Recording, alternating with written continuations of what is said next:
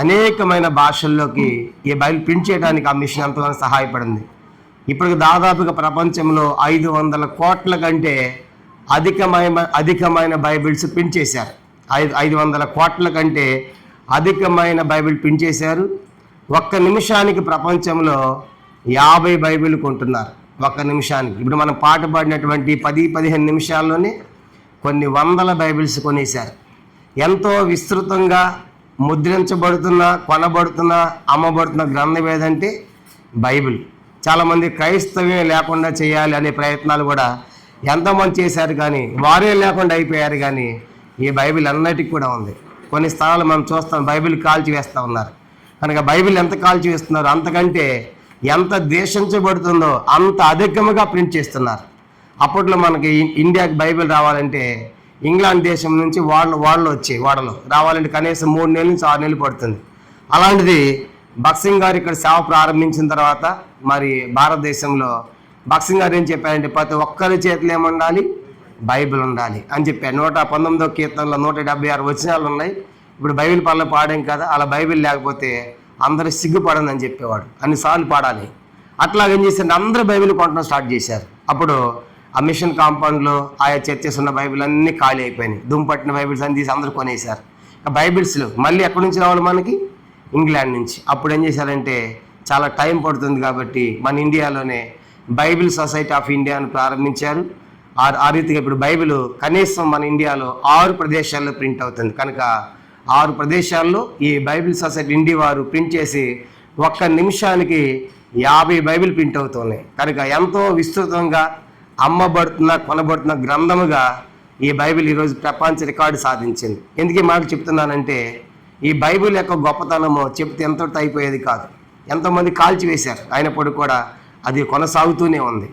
ఇంకో విషయం ఏంటంటే లోకంలో గ్రంథాలన్నీ మారిపోతాయి, ప్రజలు మారిపోతారు, పుస్తకాలు మారిపోతాయి. కానీ ఈ గ్రంథము బైబిల్ రాయబడింది, ఆకాశం భూమి గతించును కానీ నా మాటలు ఎన్నడూను గతింపు. దీంట్లో సొందైన పొల్లైనా తప్పిపోదు అని రాయబడింది. కాబట్టి ఇది మారని గ్రంథం, ఈయన మారని దేవుడు. కనుక అందుకే యెహోవా నేను మార్పు లేని వాడిని కనుక యాకోబు సంతాన్ని మీరు లైమ్ కాదని సెలవిచ్చారు.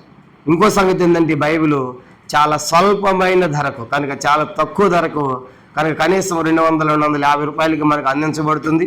కాబట్టి ప్రతి ఒక్కరు కూడా తీసుకోనండి, ఈ గ్రంథాన్ని చదవండి, దీని సత్యాన్ని గ్రహించండి. ఎందుకంటే ఒక మాటలో చెప్పాలంటే బైబిల్ ఒక లవ్ లెటర్ లాంటిది, ఒక ప్రేమ లేఖ.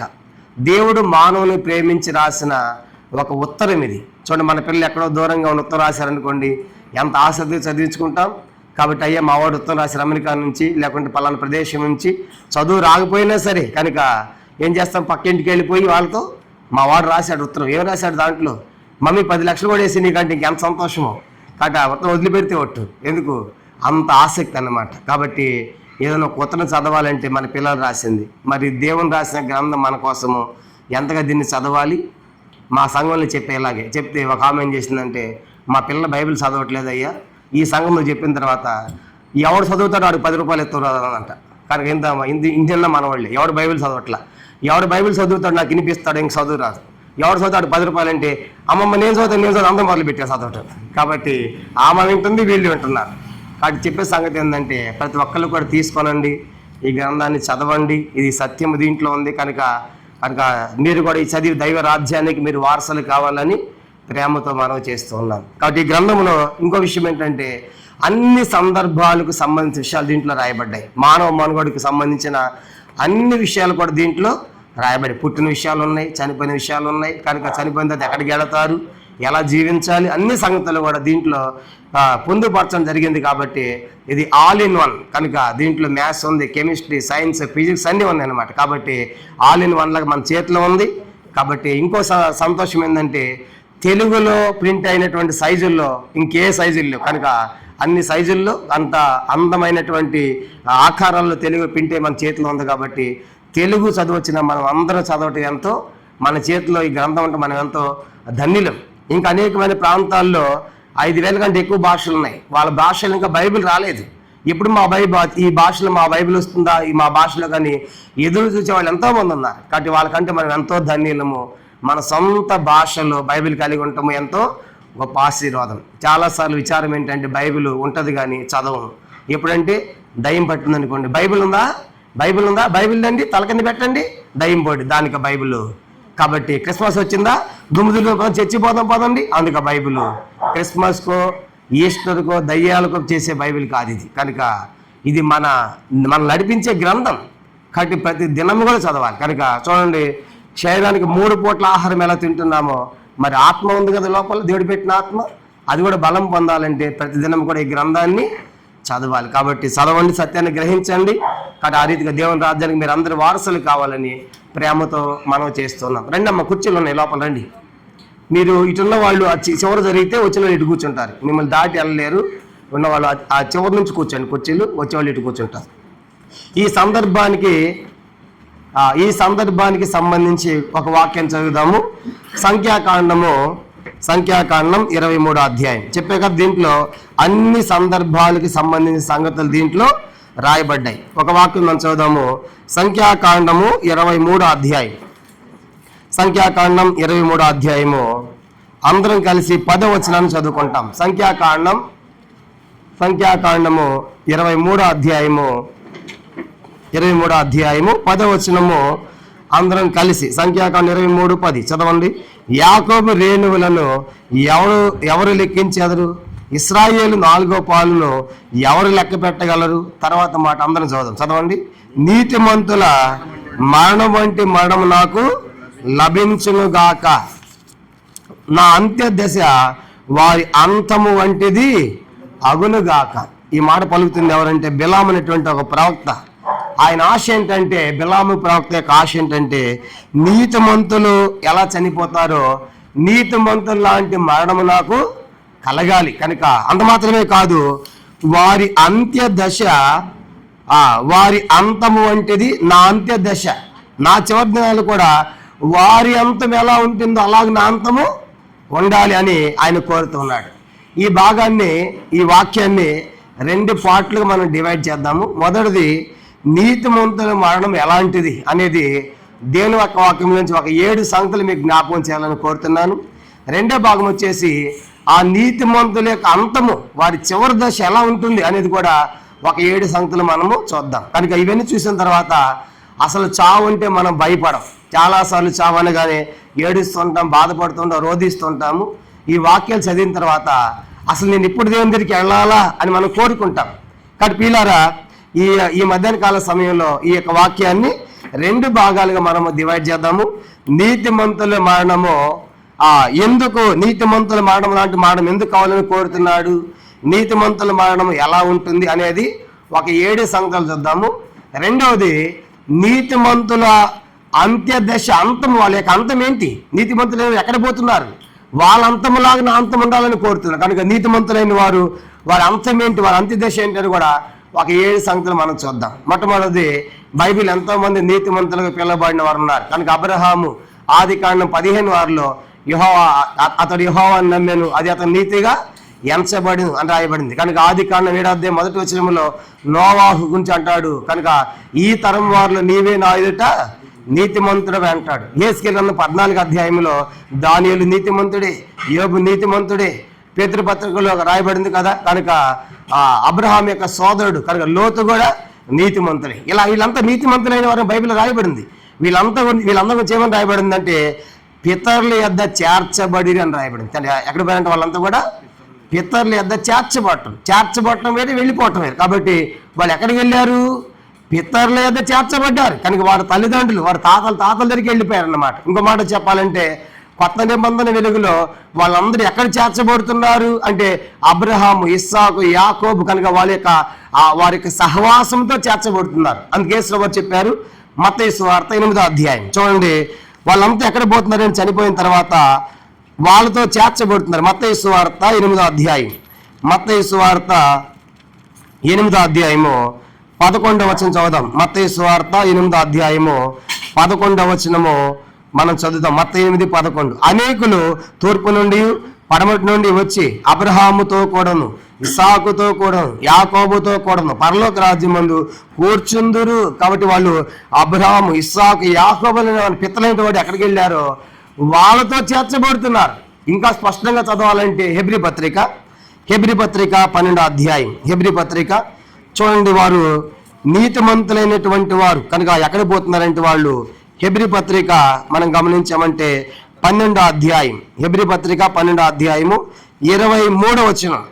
హెబ్రీ పత్రిక 12వ అధ్యాయము 23వ వచనం. మా పరలోకమందు రాయబడి ఉన్న జ్యేష్ఠుల సంఘమునకును వారి మహోత్సవమునకును అందరి న్యాయాధిపతి అయిన దేవుని యొద్దకును సంపూర్ణ సిద్ధి పొందిన నీతిమంతుల ఆత్మల యొద్దకును. చూసారా? కాబట్టి వారికి పరలోకములో ఉన్నారు, జ్యేష్ఠుల సంఘం అంట కనుక వారి మహోత్సవం ఉంది. కాబట్టి సంపూర్ణ సిద్ధి పొందిన నీతిమంతుల ఆత్మల యొద్ద చేర్చబడుతున్నారు. చూసారా? కాబట్టి ఇప్పుడు చనిపోయిన వారందరూ కూడా వారి పితరులతో చేర్చబడిన కొత్త నిబంధన వెలుగులో కనుక నీతిమంతులైనటువంటి సంపూర్ణ సిద్ధి పొందిన ఆత్మల యొద్దకు వెళ్ళి చేర్చబడుతున్నారు.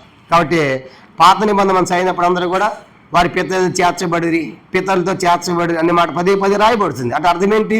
వారి పితల దగ్గరికి వెళ్ళారు కనుక దానికి ఏడవలసిన పని లేదు. కనుక వాళ్ళ తాత ముత్తాతల దగ్గర పితలు వెళ్ళారు, ఆ స్థలానికి వారు కూడా వెళ్ళారు. కాబట్టి కొత్త నిబంధనలు అది అబ్రహాం, ఇసాకు, యాకోబులని చెప్పబడేటువంటి మాట చూసినప్పుడు పరలోకములు వాళ్ళంతా మనం చూస్తాం. అందుకే సండే స్కూల్లో పాట ఉంది, ఉన్నత దేశమునకు వెళ్ళుచున్నాను రక్షణ వాడలు అచ్చడ చూచేదను నోహను. కానీ అక్కడ చేప ఉండదు. పేతురుని చూస్తాం కానీ కోడి ఉండదు. కనుక అవన్నీ ఉంటాయి కానీ అవన్నీ మనుషులు ఉంటారు. కనుక వదిలేసాం ఈయన పేతుర, ఈయన పౌల, ఈయన అబ్రహాం, ఇస్సాకుని మనం చూస్తాం. కానీ ఇప్పుడు వాళ్ళందరితో చేర్చబడటం అంటే ఎంత గొప్ప ఆధిక్యత. కాబట్టి అందుకే నీతిమంతుల మరణం కోరుతున్నాడు. అలా చేర్చబడేది ఎవరు?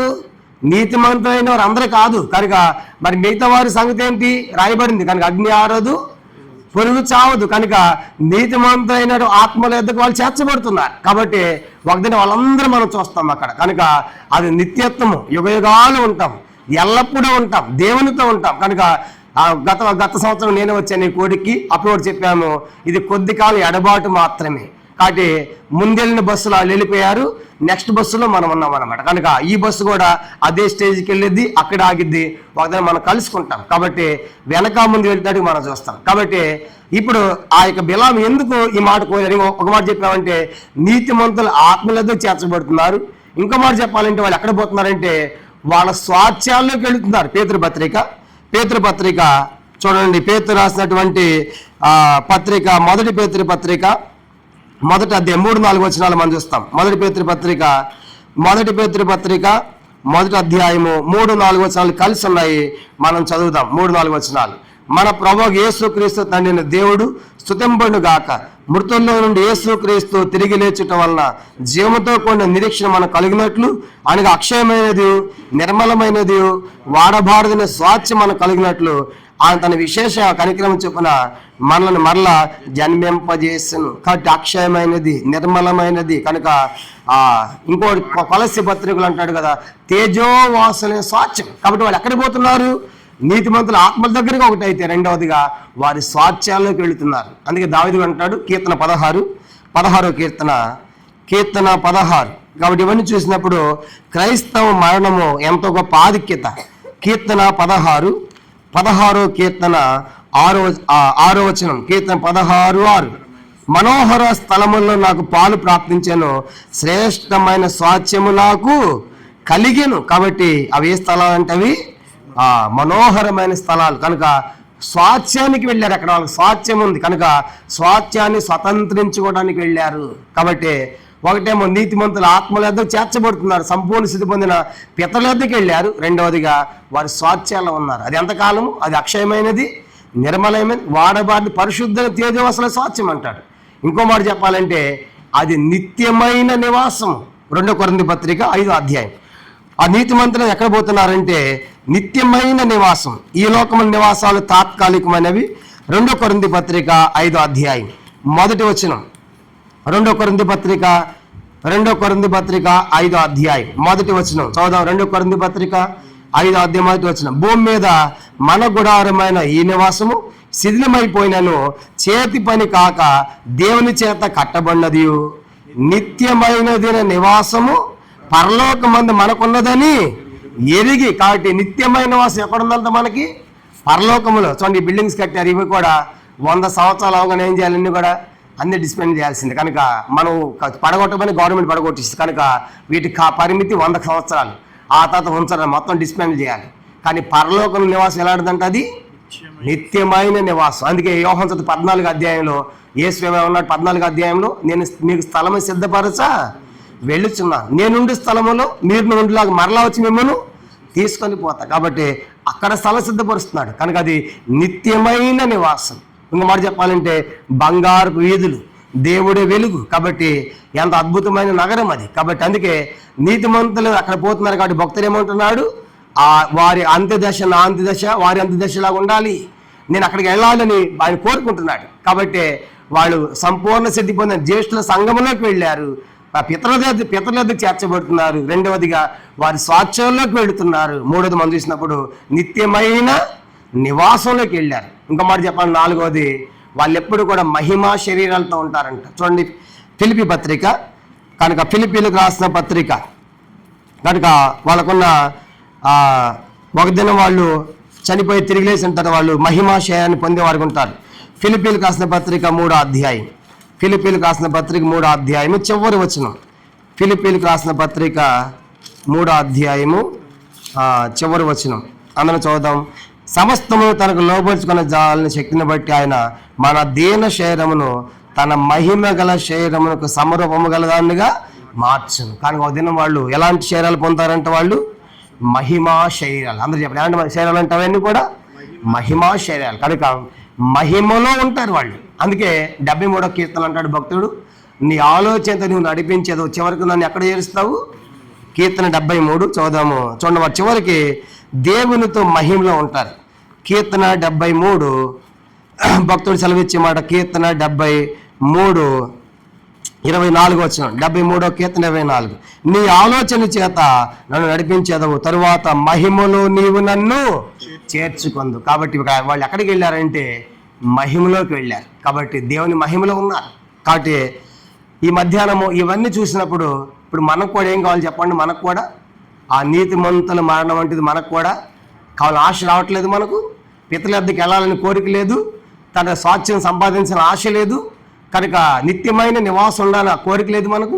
మహిమా శరీరాలతో ఉండాలని ఆశ లేదు, ఉంది. కాబట్టి మనం అందరూ అది ఆశించాలి. కనుక అందుకే ఇవన్నీ చూసినప్పుడు ప్రభువుని నమ్మి చనిపోయిన వారికి మరణం అనేది అది ఒక నిద్ర లాంటిది. కనుక నిద్ర లాంటిది. చూడండి, చనిపోయినటువంటి వ్యక్తి కాసేపుడికి ఏం చేస్తాడు, తప్పనిసరిగా లేస్తాడు. కనుక ఇది కూడా ఏంటంటే క్రైస్తవ భాషలో మరణం అనేది ఒక నిద్ర వంటిది. నిద్రలో ఉన్నారు. ఇప్పుడు మధ్యాకాశానికి వచ్చినప్పుడు మొట్టమొదట వారే లేస్తారు. అప్పుడు దాకా మనం బతుకుంటే వాళ్ళ తర్వాత రెండో ప్లేస్లో మనం ఉంటాం సజీవులుగా.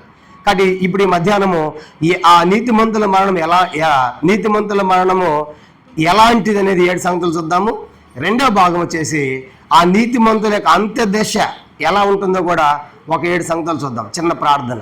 ప్రేమగల తండ్రి, మీకు వందనాలు చెల్లించుకుంటున్నాం. ఇంతవరకు కూడా పాటల ద్వారా మీ నాన్న మహింపరచుకున్నందుకు స్తోత్రాలు. ఈ సమయంలో చదివిన వాక్యాన్ని దీవించండి. మరి బిలాము కోరాడు, నీతిమంతుల మరణం వంటి మరణం నాకు లభించినగా, కానీ నా అంత్యదశ కూడా వారి అంత వంటిదిగా ఉండాలని ఆశించాడు. కానీ అది పొందుకోలేకపోయాడు. కనుక ప్రభా, మరి నీ కుమారుడు భరత్ని మీరు జ్ఞాపకం చేసుకున్నారు. దయలో మా తండ్రి తన మహిమ చేర్చుకున్నారు.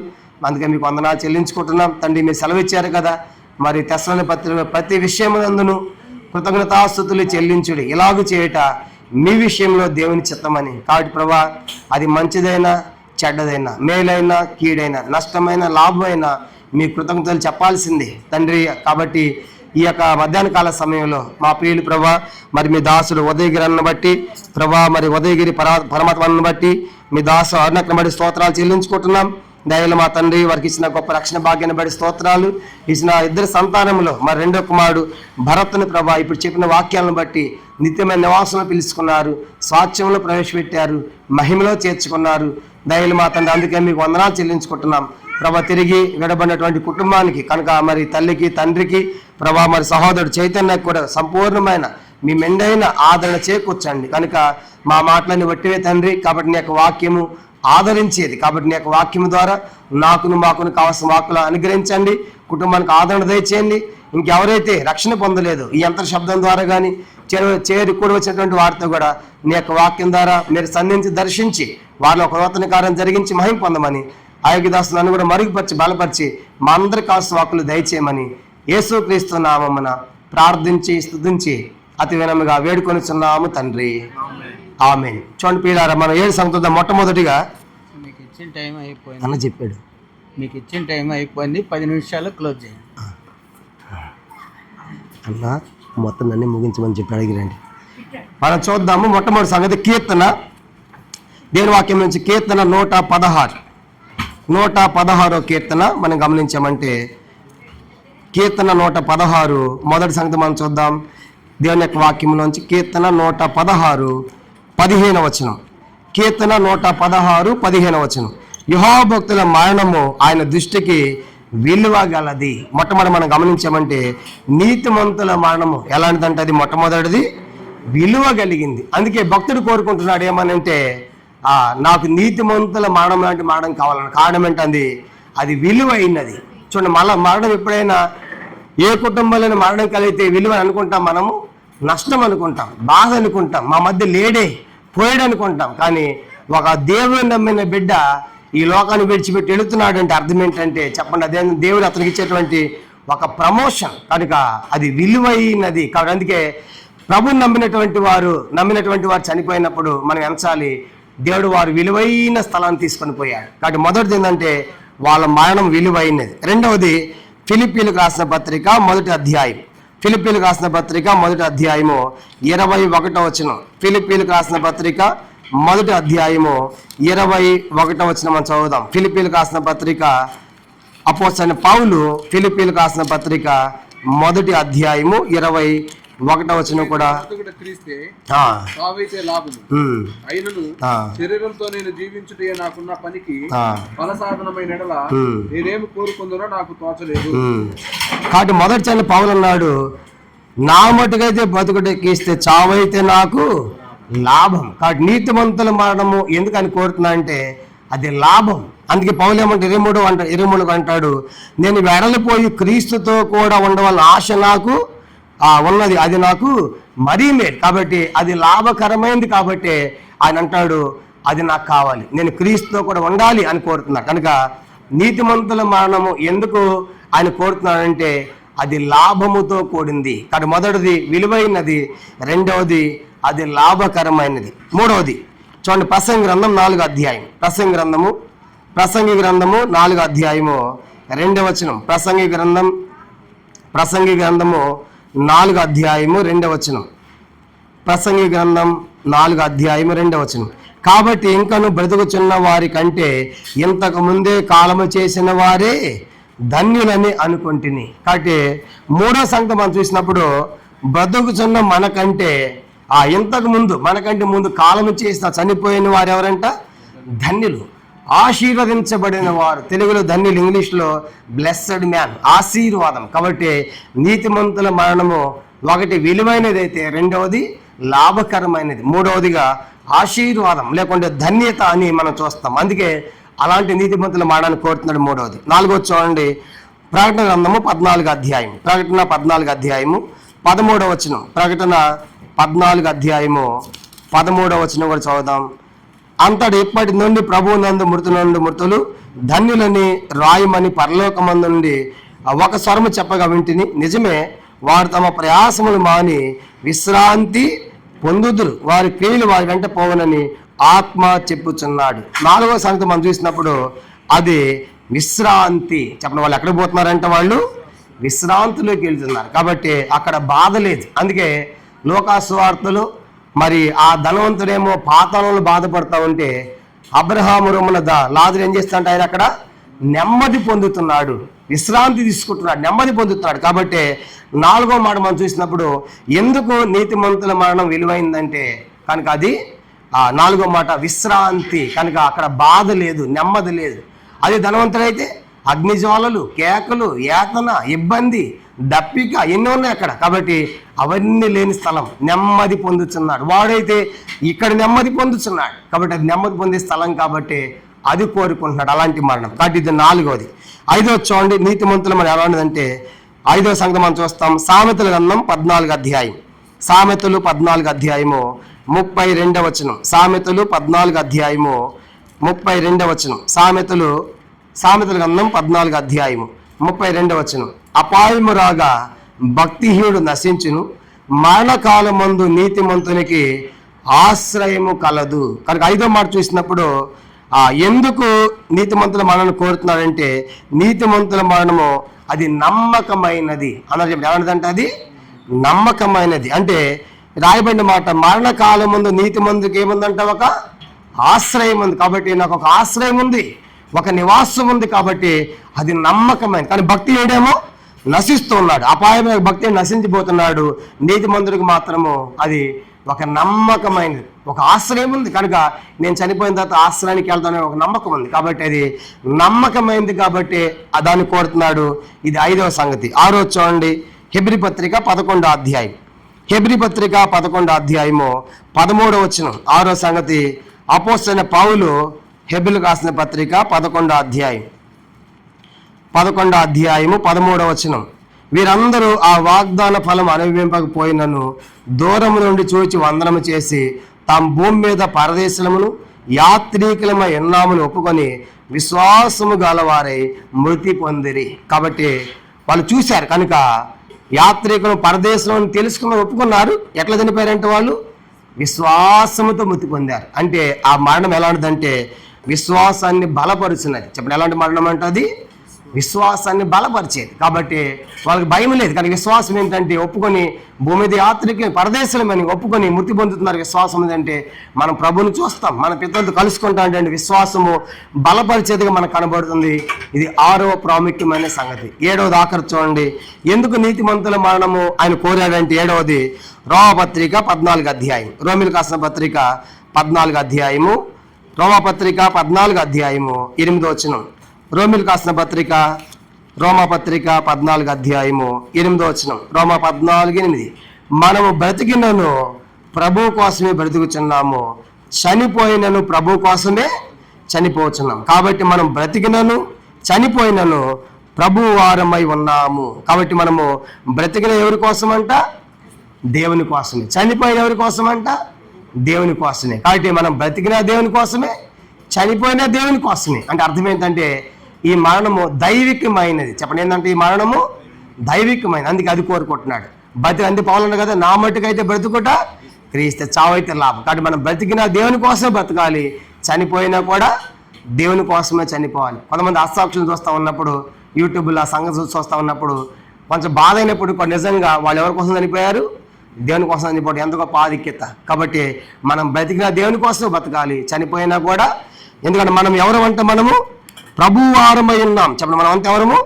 ప్రభు సంబంధించిన వారు. ఆయన కోసమే బతకాలి, ఆయన కోసం చనిపోవాలి. అందుకే 1 కొరింథీ పత్రిక 10:31 రాయబడింది, మీరు భోజనం చేసినను పానం చేసినను మీరేమి చేసినను సమస్తము దేవుని మహిమ కొరకు చేయడి. కాబట్టి ఈ లోకంలో అలాగ మనం చేయించాలి. కాబట్టి ఇప్పుడు ఈ 7 సంగతులు ఉన్నాయి. కాబట్టి భక్తుడు కోరాడు, బిలాము అన్నాడు, నాకు నీతిమంతుల మరణం లాంటిది నాకు రావాలని కోరుకున్నాడు. కానీ అతను పొందలేపాడు. కారణం ఏంటంటే విలువైనది.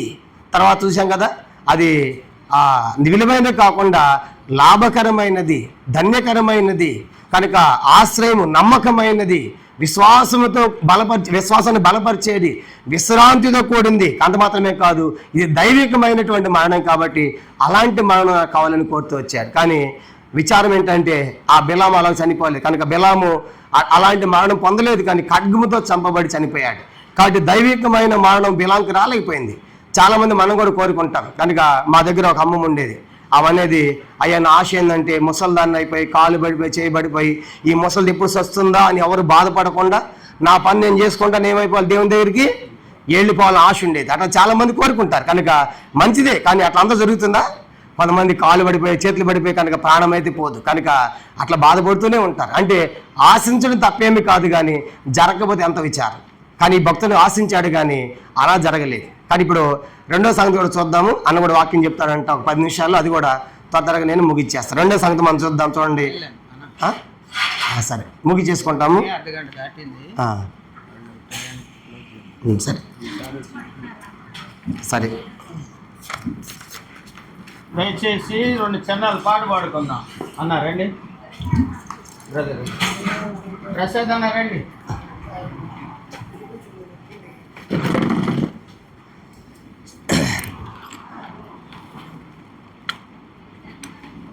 280.